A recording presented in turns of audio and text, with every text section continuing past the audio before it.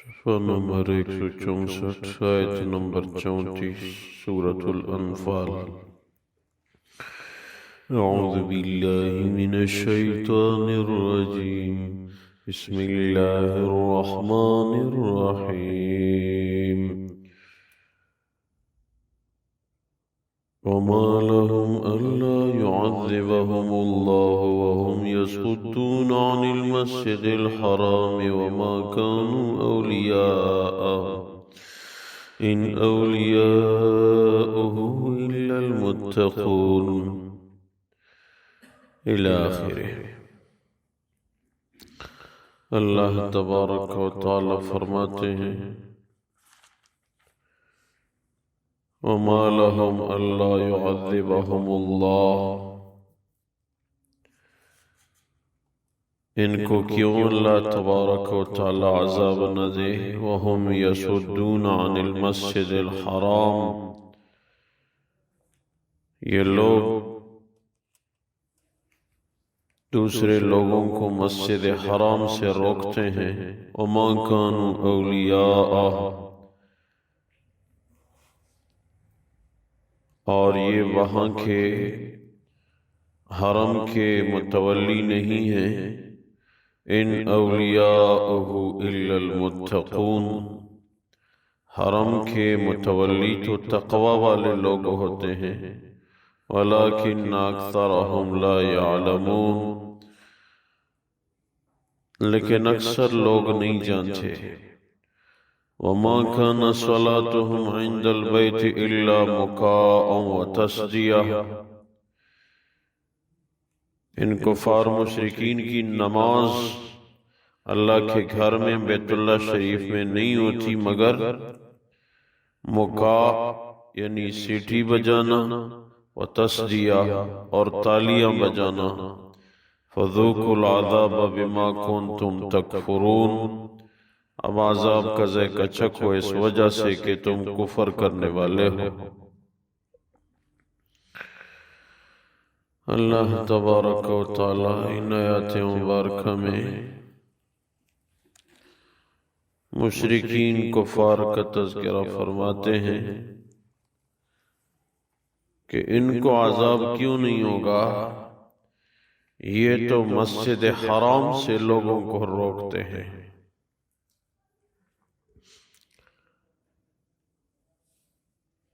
اور یہ حرم شریف کے متولی نہیں ہیں۔ حرم کے متولی تو وہ لوگ ہوتے ہیں جو اللہ سے ڈرنے والے ہوتے ہیں، اور ان کی نماز حرم میں کیسی ہے، سیٹی بجانا اور تالیاں بجانا، یہ ان کا مزاج ہے، تو اس کے بدلے ان کو عذاب ہوگا۔ ان آیات مبارکہ سے معلوم ہوا کہ مسلمان کو حرم سے کوئی نہیں روک سکتا، اور اگر کوئی روک رہا ہے تو وہ شرعاً گناہگار ہے۔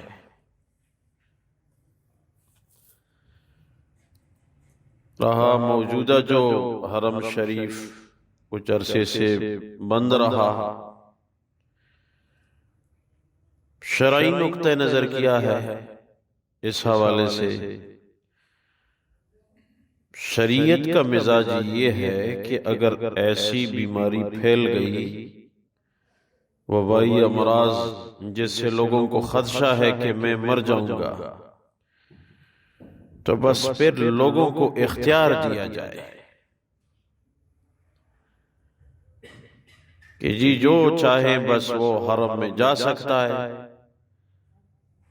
ہماری طرف سے زبردستی نہیں ہے کہ آپ لوگ جا کے حرم میں عبادت کریں، کوئی جائے کوئی نہ جائے اپنا نقصان۔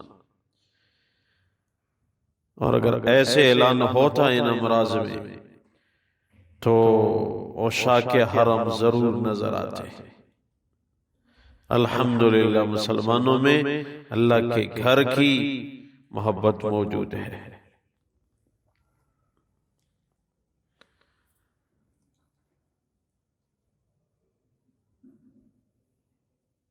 اور مشرکین کے متعلق فرمایا کہ حرم میں ان کی عبادت کیا ہوتی ہے سیٹی بجانا، تالیاں بجانا۔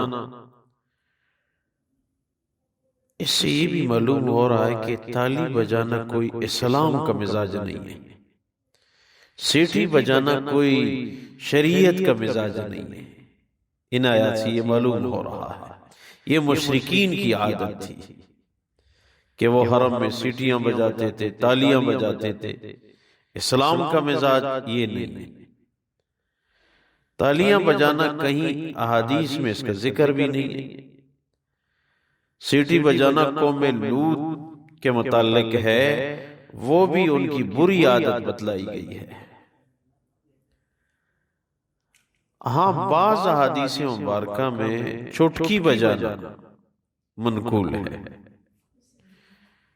چٹکی بجانا حدیث میں حضور اقدس صلی اللہ علیہ وسلم کی مبارک ذات نے ارشاد فرمایا کہ مجھے وہ مومن بڑا پسند ہے جس کی طرف نہ انگلیوں سے اشارے کیے جاتے ہیں فلاں آ گیا فلاں آ گیا، گمنام ہو، جس کی طرف اشارے نہ ہو، اور نہ اس کے پیچھے بڑے لمبے چوڑے میراث کے حصے ہوں، اور نہ اس کے پیچھے زیادہ رونے والے لوگ ہوں۔ گمنام مومن، موت آئی بس نہ پیچھے جائیداد کے جھگڑے نہ اور کیا۔ اس دوران اللہ کے رسول نے یہ دو انگلیوں کو ملا کے چٹکی بجائی، اس کو چٹکی بجانا کہتے ہیں۔ ایسے اس کی موت آئی اور نظام ختم۔ یہ مومن مجھے بہت زیادہ پسند ہے۔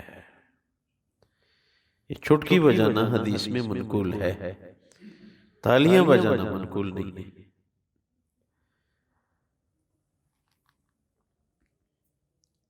ہاں منقول تو ہے، جیسے اس آیت میں بھی تالیوں بجانے کا ذکر تو ہوا، لیکن بری عادت بتلائی گئی نا۔ بری عادات سے اپنے آپ کو بچانا چاہیے۔ اور حرم کا انداز، حرم کا معنی ہے محترم۔ حدود حرم میں شکار کرنا تک منع ہے، چاہے کوئی احرام میں ہو چاہے کوئی بغیر احرام کے ہو۔ حرم صرف یہی نہیں ہے جہاں تک وہ خانہ کعبہ کی مسجد کے دروازے ہیں، نہیں نہیں، حرم کا علاقہ دور دراز تک کسی طرف 19 کلومیٹر ہے، کسی طرف 13 کلومیٹر ہے، کسی طرف 7 کلومیٹر ہے۔ مختلف انداز سے اس سڑکوں پہ اس کے بورڈ لگے ہوئے ہیں۔ یہ حدود حرم ہے۔ ان میں اگر ایک وہ جانور بھی داخل ہوا جیسے خرگوش، تو خرگوش کا شکار کرنا حلال ہے، مگر اب حرم کے حدود میں داخل ہوا، اب ہم اس کو شکار نہیں کر سکتے۔ شکار کیا، وہاں علاقے میں پوچھیں گے خرگوش کی کیا قیمت ہے، 100 درہم، بھئی 100 درہم صدقہ کرو، اپنے جرم کیوں کیا؟ فائن لگایا جائے گا شرعاً۔ اپنے حدود حرم میں اس جانور کو شکار کیا ہے، یہ محترم زمین میں داخل ہوا، اپنے کیوں اس کو شکار کیا ہے؟ یہ منع ہے۔ حرم کی عزت ہے شریعت میں، حرم کا مقام ہے۔ اس دن ایک ساتھی نے بڑی عجیب بات سنائی، فرمانے لگے کہ حرم میں ایک دفعہ ایسے ہوا، ایک تو حرم مکہ ہے، ایک حرم مدینہ بھی ہے۔ تو حرم مدینہ میں ایک آدمی کہیں حرم شریف میں بغیر ویزے کے پہنچ گیا تھا، 4 سال وہاں ادھر ہی رہتا تھا۔ تو شرطوں کو بلاخر پتہ چل گیا تھا کہ یہی بندہ غیر قانونی طور پہ رہ رہا ہے، حکومت کی اجازت کے بغیر، ویزا اس کے پاس نہیں ہے۔ تو وہ ان کو پکڑنے کی کوشش کر رہے تھے، اور یہ قانون سعودی حکومت میں یہ پچھلے 2-3 سال تک تو تھی، اللہ کرے کہ ابھی بھی ہو، کہ حرم کہ مسجد کا اندر کا جو احاطہ ہے اس میں جو داخل ہوا اس کو پولیس ہاتھ نہیں لگا سکتی۔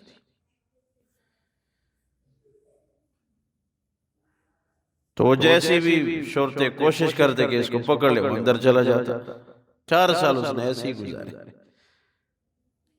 ہمارے ایک ساتھی عالم دین ہے، اس نے مجھے یہ بات بتلائی، تو فرمایا کہ ان کی نگاہ میں ہوتا تھا، ان کی بھی روز یہی ڈیوٹی ہے، اور وہ بھی ان کو جانتا تھا کہ مجھے پکڑنے والے کون ہیں۔ اچانک ان کو خیال نہیں تھا کہ وہ کہیں کسی کے ساتھ باہر نکلا ہے، تو انہوں نے دیکھ لیا، فوراً ان کو پکڑ لیا۔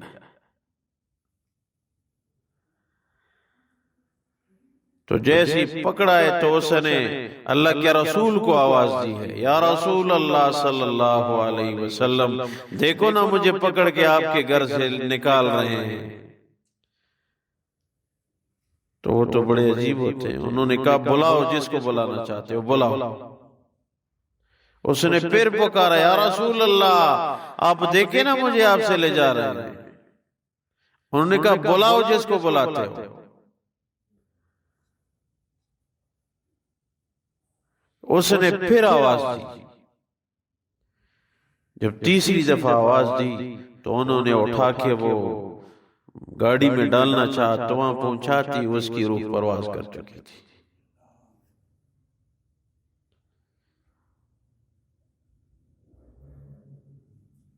اور کہنے لگے کہ ایک ان کے ساتھ جو ساتھی تھا اس نے کہا کہ تیسری آواز میں اس نے یہ بھی کہا کہ یا رسول اللہ جب مجھے آپ سے لے جا رہے ہیں بس مجھے زندگی نہیں چاہیے۔ ایسے عاشق ہیں، ایسے عاشق ہیں دنیا میں۔ وہ ایک ساتھی نے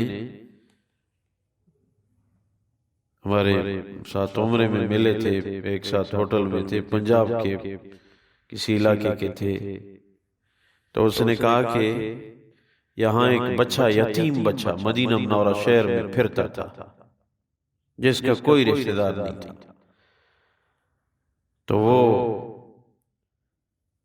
لوگ جو ہے راستے میں ہوٹل میں کھانا کھاتے تھے، یہ پھرتا تھا، بس جو کچھ بچ جاتا تھا اس کو بھی کھانے کو ملتا تھا، پیسے اس کے پاس نہیں تھے، یتیم تھا۔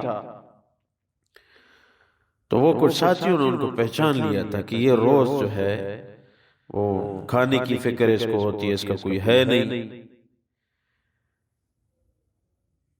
تو کہنے لگے کہ ہمارا ہم سے پہلے آیا ہوا ساتھی تھا، اس نے کہا اس کو میں نے نگاہ میں لیا، اور جب میں نے اسے بڑا پیار کیا اور کھلاتا تھا پلاتا تھا، میں سمجھ گیا تھا کہ اس کا کوئی نہیں ہے۔ جب میرے عمرے کے ایام پورے ہو گئے تو میں نے اس بچے کو کہا کہ ایسا کریں کہ آپ میرے ساتھ پاکستان چلے جائیں، کھانے کی بھی فکر نہ کرو، کپڑوں کی بھی فکر نہ کرو، کوئی فکر آپ نہ کریں، آپ میرے ساتھ چلے جائیں، سب کچھ آپ کو ہوگا، گاڑی میرے پاس ہے، گھر میرا ہے، آپ کوئی فکر نہ کریں، لیکن آپ میرے ساتھ چلے جائیں۔ اور وہ کہہ رہا تھا کہ میں نے عزم کیا تھا کہ اس کو ساتھ لے جاتا ہوں، بس وہیں خوش باش اس کو شہزادے کی طرح پالوں گا کہ مدینہ منورہ کا باشندہ ایک یتیم بچہ ہے۔ تو کہنے لگے کہ اس نے کہا ٹھیک ہے۔ بس جب اگلا دن آیا کہ ہم جانے والے تھے تو میں نے سوچا کہ اس کے لیے تو ٹکٹ انتظام کرنے کی ضرورت ہے، قانونی طور پہ اس کو لے جانا ہے۔ تو ہم نے اس کی باغ دوڑ فکر شروع کی، تو اس سے بات کی کہ دیکھو ہم آپ کے لیے بات کرتے ہیں، انتظام کرتے ہیں، ہم لیٹ ہو جائیں کوئی بات نہیں، لیکن آپ کو ساتھ لے جا رہے ہیں، آپ تیار ہوں۔ تو اس نے کہا کہ یہ وہاں پاکستان میں یہ گنبد خضرا ہوگی، یہ روزہ اللہ کے رسول کی قبر وہاں ہے؟ اس یتیم بچے نے کہا، کہتے میں نے کہا کہ جی یہ تو ادھر نہیں ہے، پھر کہا جب یہ نہیں ہے بس مجھے ان گلیوں کا لقمہ قبول ہے، ملے نہ ملے ان گلیوں میں پھرتا رہوں، یہ مجھے قبول ہے، میں پھر آپ کے ساتھ نہیں جاتا۔ اللہ کی شان ہے جس کے دل میں محبت ڈالے۔ بہرحال حرم شریف جو ہے یہ پوری دنیا کا مرکز ہے، حرم مکہ، اور یہ معزز ہے، یہ محترم ہے۔ مشکل حالات میں لوگوں کو، مسلمانوں کو حرم میں جمع ہونا چاہیے کہ اللہ ہمارے مشکلات کو حل فرما۔ مدینہ منورہ کے قریب ایک دفعہ بہت بڑی آگ لگ گئی تھی، اتنی بڑی آگ کہ مدینہ منورہ کے باشندوں نے لکھا ہے کہ ہم رات کو وہ کام آسانی سے کر سکتے تھے جو کام ہم دن کو دوپہر کو کرتے تھے، اتنی بڑی آگ تھی۔ مدینہ منورہ کے قریب سے پتھروں کو جلانے والی آگ تھی۔ سارے مدینہ منورہ کے لوگ مسجد نبوی میں جمع ہو گئے، رونے لگے، نمازیں پڑھنے لگے، دعائیں مانگنے لگے۔ وہ آگ شام کی طرف چلی گئی۔ مدینہ منورہ کی حفاظت اللہ نے فرمائی کیونکہ وہ مسجد نبوی میں متوجہ ہو گئے۔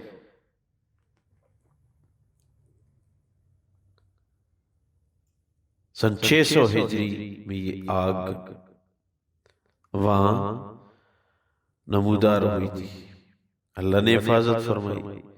تو دیکھیں مشکل حالات میں نجات، جب مسجد نبوی ہے تو مسجد حرام کیوں نہیں ہے؟ کعبے کا غلاف تو اللہ کا دامن ہے کہ ساتھ چمٹ کے جب امت روئے گی بیماریاں خود بخود ختم ہوں گی۔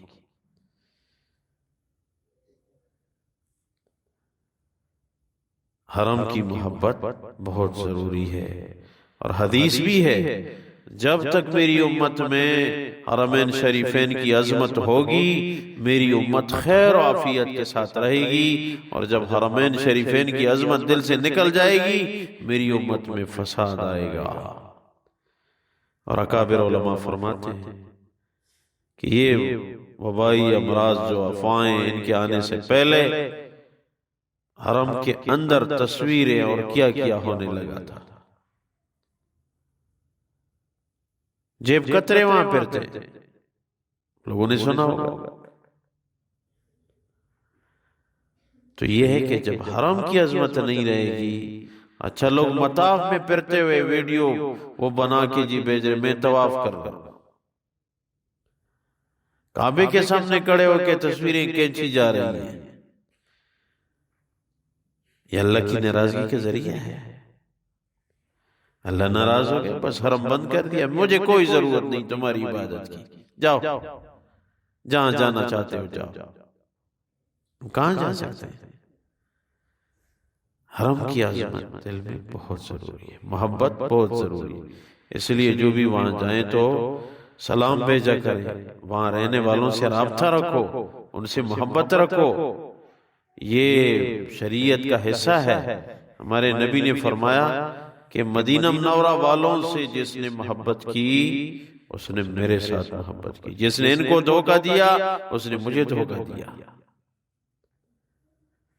اللہ تبارک و تعالی ہم سب کو حرمین شریفین کی محبت نصیب فرمائے۔ وما لهم الا يعذبهم اللہ، مشرکین کفار کو کیوں اللہ عذاب نہ دے، وهم يصدون عن المسجد الحرام، اس حال میں کہ یہ لوگ مسجد حرام سے روکتے ہیں۔ وما كانوا اولیاء، یہ حرم کے متولی نہیں ہیں، ان اولیاءہ الا المتقون، وہاں کے متولی تو تقوی والے لوگ ہوں گے، ولیکن اکثرهم لا يعلمون، لیکن اکثر لوگ نہیں جانتے۔ وما كان الصلاة عند البيت الا مكاء وتصديا، ان مشرکین کفار کی نماز حرم میں نہیں ہوتی مگر سیٹیاں بجانا اور تالیاں بجانا۔ فذوقوا العذاب بما كنتم تکفرون، پس اب عذاب کا ذائقہ چکھو اس وجہ سے کہ تم کفر کرنے والے تھے۔